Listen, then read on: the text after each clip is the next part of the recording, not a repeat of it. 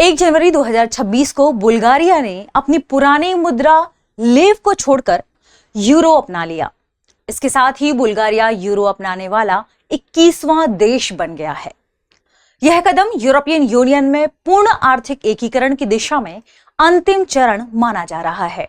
आज के सेगमेंट में हम इसी से रिलेटेड की पॉइंट्स पर चर्चा करने वाले हैं। साथ में जानेंगे कि इसे लेकर लोगों की प्रतिक्रिया क्या रही है और इसके क्या परिणाम सामने आ सकते हैं।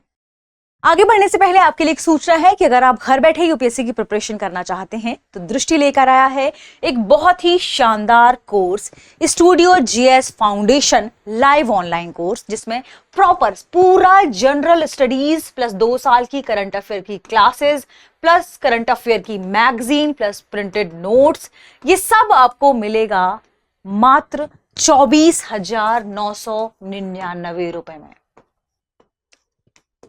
इसके अलावा इसकी एक और खास बात है कि ये 3 मोड में मिलेंगी। इसमें क्लासेस 3 मोड्स में होंगी, हिंदी, इंग्लिश और हिंग्लिश, यानी क्लास होगी इंग्लिश में, क्लास होगी हिंदी में और आपको नोट्स मिलेंगे इंग्लिश में। अब आप जानना चाहेंगे कि इसके फाउंडेशन कब शुरू होने वाले हैं, क्योंकि यूपीएससी की तैयारी तो समय मांगती है। तो हिंदी मीडियम का बैच शुरू हो रहा है 5 जनवरी दोपहर 2 बजे से, इंग्लिश मीडियम का बैच शुरू हो रहा है 6 जनवरी दोपहर 3 बजे से और इंग्लिश का बैच शुरू हो रहा है 7 जनवरी दोपहर 6 बजे से, शाम 6 बजे से। अगर आप इस फीस में भी कंसेशन चाहते हैं तो कोड यूज करिएगा गीत, आपको इससे कंसेशन मिलेगा इस फीस में भी। इस फीस को आप एक बार में नहीं दे पा रहे हैं तो आप इसे इंस्टॉलमेंट में भी दे सकते हैं। इसके अलावा अगर आप मान लीजिए आपने इस कोर्स को खरीदा, फिर आपका मन बदल गया और आप चाहते हैं कि आप दृष्टि के किसी ऑफलाइन बैच में जाकर क्लास लें या किसी भी सेंटर में ऑफलाइन क्लासेस करना चाहते हैं, तो ये पूरी फीस आपकी उस बैच के फीस में क्या हो जाएगी, एडजस्ट कर दी जाएगी, यानी ये कोर्स आपको मिल जाएगा बिल्कुल फ्री। तो फिर देर किस बात की, कॉल करें 8750187501 पर और डाउनलोड कर लीजिए दृष्टि लर्निंग ऐप, क्योंकि दृष्टि लर्निंग ऐप में भी आपको ये पूरी जानकारी मिलेगी और ये कोड आपका दृष्टि लर्निंग ऐप में ही अप्लाई होगा। गीत, ठीक है।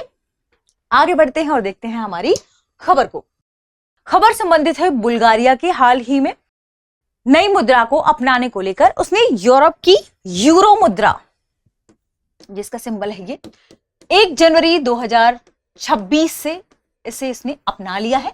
इसकी जो प्राचीन मुद्रा थी, जो 19वीं शताब्दी से चली आ रही थी, लेव, ठीक है, अब इसने क्या कर दिया है, छोड़ने के साथ ही यूरो को अपनाने की बात कही है। इसलिए और ज्यादा महत्वपूर्ण हो जाता है क्योंकि जो लेब है, जो कि 19वीं शताब्दी से इसे लाया गया था, तो यह न केवल आर्थिक बल्कि भावनात्मक और ऐतिहासिक बदलाव को भी दर्शा रहा है। ये भावनात्मक और ऐतिहासिक बदलाव है। थोड़ा सा चर्चा करते हैं की पॉइंट्स के बारे में। देखिए, उसके पहले हम बुल्गारिया के मैप को देख लेते हैं। बुल्गारिया कहां पर है? वर्ल्ड मैप में बुल्गारिया की लोकेशन, या आपको जो कलर्ड हिस्सा दिख रहा है बुल्गारिया है। इसके पूर्वी हिस्से में है ब्लैक सी, ठीक है। फिर आप थोड़ा सा जब दक्षिण पूर्वी हिस्से की ओर जाएंगे तो तुर्की, फिर आप थोड़ा सा और आगे आएंगे और दक्षिण वाले हिस्से में जाएंगे तो ग्रीस से अपनी ये सीमा साझा करता है। फिर यहाँ डोनिया, ठीक है, सर्बिया, और अपने उत्तरी हिस्से में रोमानिया से सीमा यह साझा करता है। यह भी ध्यान रखिएगा जब हम बुल्गारिया की बात करते हैं तो बुल्गारिया कब शामिल हुआ यूरोपियन यूनियन में। बुल्गारिया वर्ष 2007 में यूरोपियन यूनियन में शामिल हुआ था। यूरो अपनाने वाला, या हम बात करें जब भी कि कोई देश यूरो अपनाता है, इसका मतलब कि वह अब यूरोपियन यूनियन के सदस्य के रूप में ये अंतिम उनकी सीढ़ी मानी जाती है। तो अंतिम आर्थिक चरण माना जाता है यूरो को अपनाना। किसके लिए? यूरोपियन यूनियन की सदस्यता के लिए। तो ईयू में एकीकरण की अंतिम सीढ़ी मानी जाती है क्या ये, कि अब किसी देश ने यूरो अपना लिया है। और बुल्गारिया के राष्ट्रपति ने भी ये बात कही है, रादेव जी ने, कि हाँ, अब हमने यूरोपियन यूनियन में शामिल होने के लिए अंतिम सीढ़ी ये थी जो हमने चुन लिया है, ठीक है। अब बात कर लेते हैं कि यूरोपियन यूनियन में पूर्ण एकीकरण ये किस तरीके से दर्शाता है, ठीक है। बुल्गारिया ईयू में शामिल हुई, यूरोपियन यूनियन में शामिल हुए 2007 में। यूरो अपनाया 1 जनवरी 2026 में। पुरानी मुद्रा लेव थी, LEV, 19वीं सदी से प्रचलित थी। यूरो उपयोग करने वाले यूरोपीय, जब हम लोगों की बात करते हैं तो वो 35+ करोड़ है। ठीक है, यूरो के खिलाफ जनमत यहाँ पर 49% है, इसलिए भी ये और मुद्दा सामने आ गया क्योंकि जनमत यहाँ पर नहीं मिल रहा है बुल्गारिया में। स्वयं वहां के राष्ट्रपति जी ने कहा कि हम इसे अपना तो रहे हैं, ये बेहतर कदम है, लेकिन हमने जनमत या लोगों से सलाह नहीं की, मशवरा नहीं किया, ये थोड़ा सा नेगेटिव पॉइंट्स हो सकता है। यूरोपियन यूनियन में पूर्ण एकीकरण के लिए कुछ चीजें इन्होंने देखी। दूसरा, कमजोर अर्थव्यवस्था को मजबूती मिलेगी अगर ये यूरो को अपनाते हैं। ठीक है, यूरो को अपनाते हैं। तो बुल्गारिया ईयू का सबसे गरीब सदस्य देश है, ये ध्यान रखें। यूरो से क्या होगा कि विदेशी निवेश बढ़ेंगे, व्यापार आसान होगा और इनकी जो मुद्रा है वह स्थिर होगी। जबकि विभिन्न पिछले 5 वर्षों से ऐसा देखा जा रहा है कि 8 बार सरकार बदलने की नौबत आ गई है।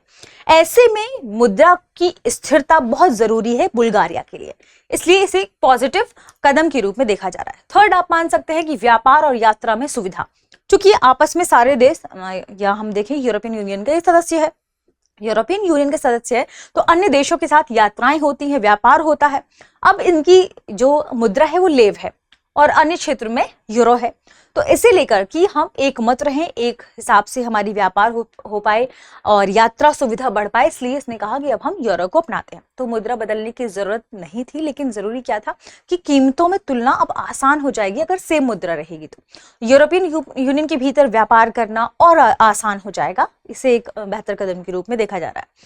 इसकी पॉजिटिव अप्रोच में ही बात करें तो बुल्गारिया कह रहा है कि यूरो को अपनाने से वित्तीय अनुशासन बढ़ेगा, क्योंकि जो यूरो है उससे बुल्गारिया का जो बजट घाटा है, बजट घाटा अब कम करने की ओर कम किया जाएगा सरकार के माध्यम से। ठीक है, क्योंकि दूसरे देशों का दबाव बन जाएगा, कर्ज जो सरकारी कर्ज है उसे कम किया जा सकेगा, महंगाई को नियंत्रित किया जा सकेगा, तो सब यूरोपियन यूनियन के मानकों के भीतर आ जाएगा। इस वजह से सरकारी कर्ज पर नियंत्रण हो पाएगा। ठीक है, तो इससे क्या फायदा मिलेगा, सब यूरोपियन यूनियन के जो मानक हैं उसी के भीतर आ जाएगा, तो इन्हें जो इकोनॉमिक डिसिप्लिन बनाने में मजबूती मिलेगी। समस्या आ रही है जनता की नाराजगी को लेकर। जनता को यह डर है कि महंगाई बढ़ जाएगी। नवंबर 2025 में ही अकेले खाद्य महंगाई 5% बढ़ गई है। तो जनता जो सबसे ज्यादा परेशान है वो इसी वजह से है, क्योंकि औसतन जो हिस्सा था उससे 2 गुनी ज्यादा खाद्य महंगाई देखने को मिल रहा है। तो यूरो जोन था उससे 2 गुनी ज्यादा खाद्य महंगाई है। तो पब्लिक जो परेशान है इसी को लेकर है। ठीक है, दूसरा, जनमत संग्रह नहीं कराया गया, तो लोगों से नहीं पूछा गया। देश भर में अभी भी वहां प्रदर्शन चल रहे हैं यूरो के अपनाने को लेकर, तो ये भी एक मामला है। तीसरा देखा जा रहा है, लोग कह रहे हैं कि राजनीतिक अस्थिरता है। ऐसे में यूरो को अपनाना आप एक सकारात्मक कदम के रूप में नहीं देख सकते। पिछले 5 वर्षों में 8वां चुनाव होने जा रहा है, दिसंबर 2025 में सरकार भी गिर गई। ऐसे समय में ये नया आर्थिक फैसला थोड़ा सा लोगों के लिए डर पैदा कर रहा है।